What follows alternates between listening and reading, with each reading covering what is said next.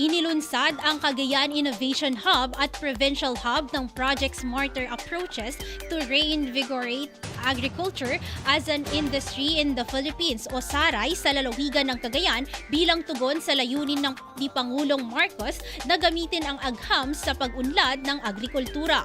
Layunin ng programang ito na tulungan ang mga magsasaka at mapaunlad ang sektor sa harap ng pagbabago ng klima.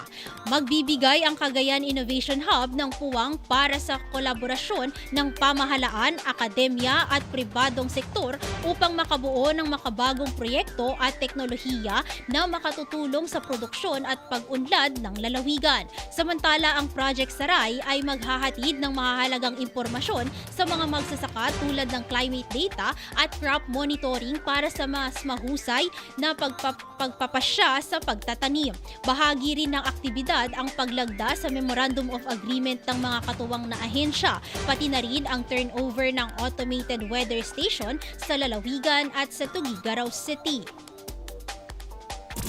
IFM News.